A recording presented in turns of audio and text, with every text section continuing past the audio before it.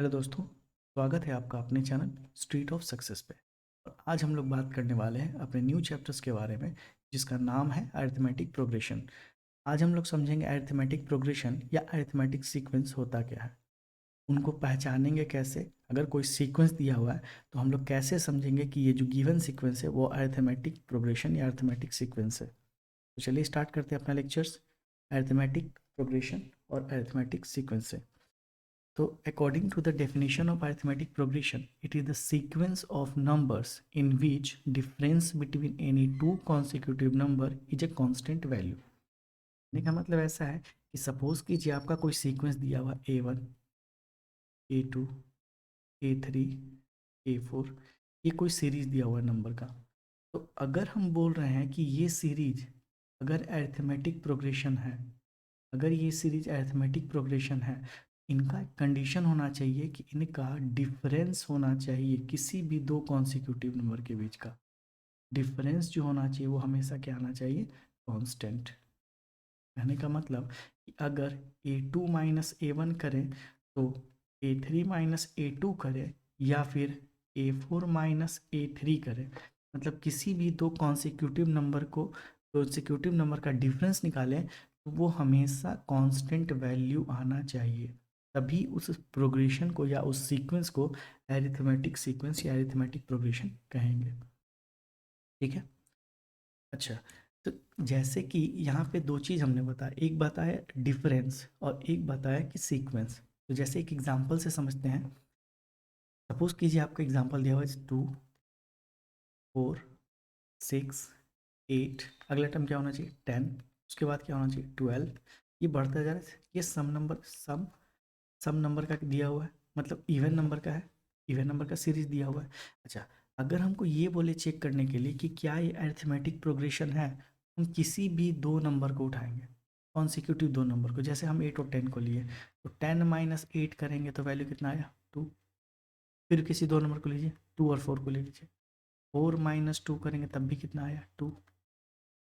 और कोई दूसरा, इन दोनों को ले लेते हैं, 12 माइनस 10 करेंगे तब भी 2। तो यहाँ पे देखिए किसी भी दो कॉन्सिक्यूटिव नंबर का जो डिफरेंस है वो हमेशा कौन सा वैल्यू आ रहा है, कांस्टेंट वैल्यू 2 ही आ रहा है हमेशा। इसीलिए इस सीरीज को हम लोग क्या बोलेंगे, अरिथमेटिक प्रोग्रेशन। क्लियर है? अच्छा, एक और चीज़, अब यहाँ पे कुछ टर्म्स को डिफाइन करते हैं। जैसे कि कोई भी अरिथमेटिक प्रोग्रेशन दिया हुआ है, जैसे सपोज कीजिए आपने मान लिया पहला अरिथमेटिक प्रोग्रेशन आपका A1, A2, A3, A4 और ये बढ़ता जा रहा है। इसका मतलब हम इसको बोल सकते हैं क्या, ये हमारा फर्स्ट टर्म है, ये हमारा फर्स्ट टर्म है, इसके अगला वाला सेकेंड टर्म, इसके अगला थर्ड टर्म, ये फोर्थ टर्म। ऐसे हम टर्म को डिफाइन कर सकते हैं। ठीक है। अगर हम मान लेते हैं कि लेट ए जो है वो हमारा क्या है, फर्स्ट टर्म है, ये हमारा क्या है, फर्स्ट टर्म है। और डी जो है वो डिफरेंस है, दो कॉन्सिक्यूटिव टर्म का डिफरेंस है, जिसको हम बोल रहे हैं कॉमन डिफरेंस।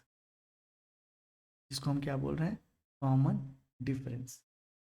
क्लियर है? डी क्या है, कॉमन डिफरेंस, मतलब दो कॉन्सिक्यूटिव टर्म का क्या है, डिफरेंस।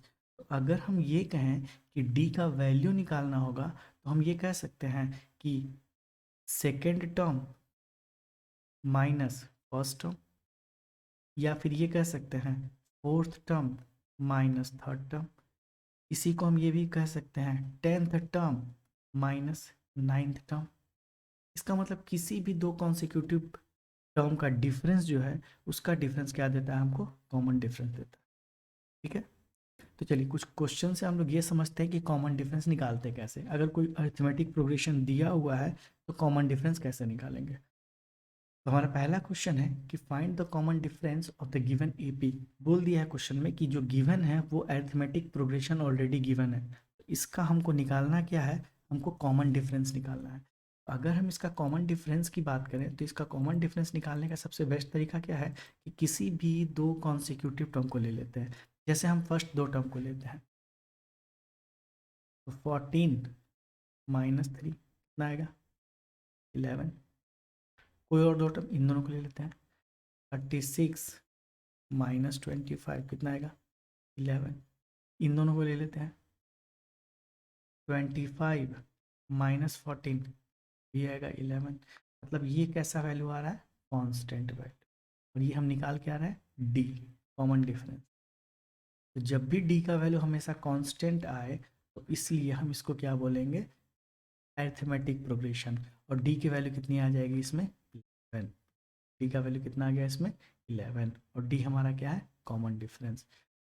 तो कोई भी क्वेश्चन अगर गिवन है और उसमें बोला है कि कॉमन डिफरेंस फाइंड कीजिए, तो हम क्या करेंगे, किसी दो कॉन्सिक्यूटिव टर्म का डिफरेंस निकालेंगे, और अगर वो डिफरेंस जो वैल्यू आता है उसी को हम लोग बोलते हैं कॉमन डिफरेंस। क्लियर है।